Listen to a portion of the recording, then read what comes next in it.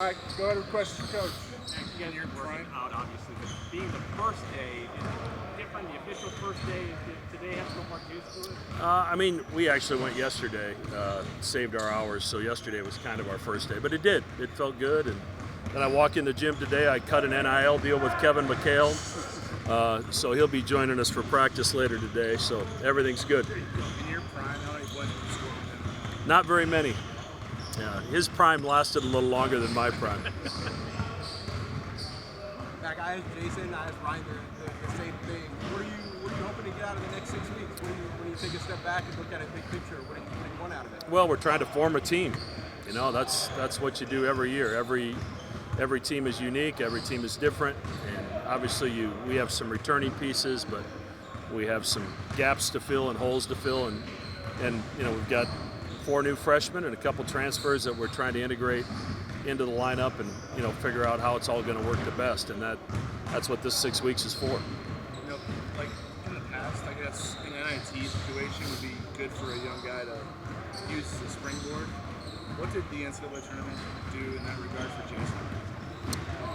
You know, he's been incredibly motivated this offseason, and I think when we start playing, people will see you know, another pretty substantial jump in his skill set and his game, and you know, I think it gave him confidence and really motivated him in the off season to continue to work and grow his game. But you know, I think we got a sneak peek at what he's capable of. You know, he can impact the game on both ends of the floor. Plays with a lot of energy, and you know, Baylor Shireman led the Big East in defensive rebounds, and you know, you get used to that after a couple of years, and somebody's going to have to fill that void. And I feel like Jason could be one of the best rebounders on our team.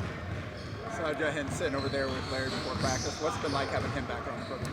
Yeah, you know, to have 2 former players, you know, Mitch was terrific last year, and now to add Jahans to it, it's been incredible. You know, they've been through it, they've lived it.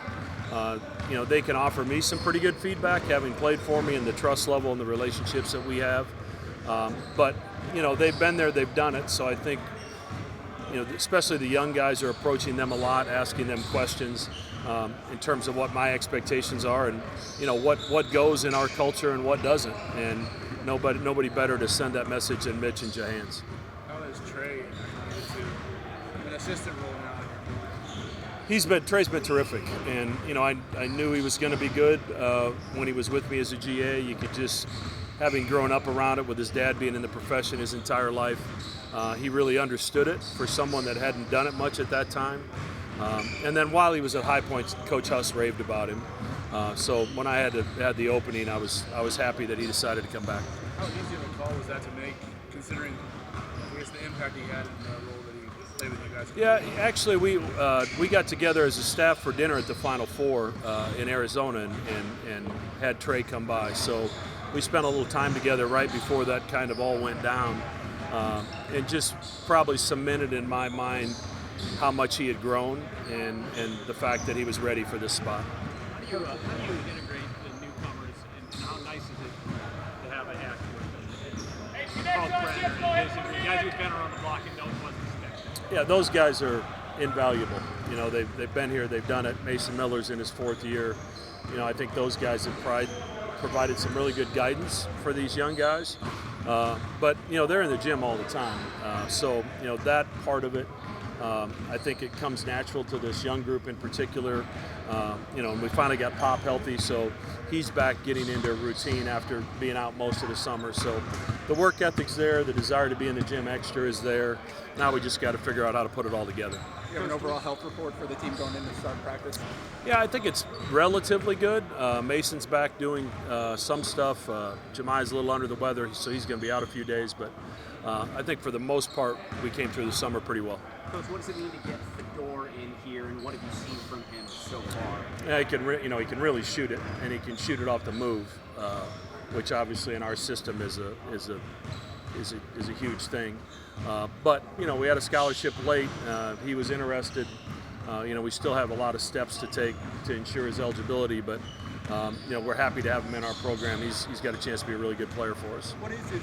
What's that process look like for his eligibility? I mean, how do you even get on your radar? he reach out, or how'd that work? I think some agents that we knew reached out, and now it's just a matter of it just takes time. You know, their family has an attorney, we have an attorney. Those attorneys are working closely with the NCAA to try to make sure all the paperwork that needs to be filed is filed, and then we'll go from there. Like, you have 6 newcomers on the team between the freshmen and the transfers.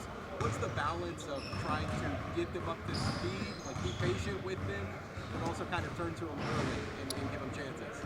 Yeah, I mean they're gonna get some opportunities. Obviously, with losing Trey, Baylor, and Bello, you know those guys took all of our minutes at the wing, so somebody new is going to be there. So you know they're going to get opportunities in practice.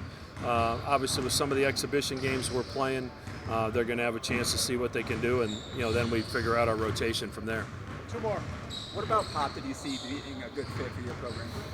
You know, we recruited him out of high school. He made an official visit here when he was in high school, so I've known him and his family a long time, and always been impressed with his toughness, and his guy absolutely hates to lose. You know, he's an incredible competitor, and you know he was all Big 12, and we think we can help him in our offense be a little more efficient, and we're already starting to see the dividends of that as he understands that you know our offense will create some open shots for you. Same thing with Jemiah. I know that was kind of you just changed the scenery stuff with him in a different setting, different offense. You see him come from him. Yeah, you know, in the transfer portal, you have to dig really deep. You know, you have to try to find the shots. You know, neither of them were incredibly efficient at the places they were, but if you dig deep enough, there were some shots they were really efficient on, if they took the right shots. And some of it's a product of the offense, some of it's a product of the system, some of it's a product of them making better decisions of what's the difference between a good shot and a bad shot. But in the recruiting process, they were both hungry to become more efficient, and I think they saw us as an avenue to do that. Thanks, Mac. Thank you.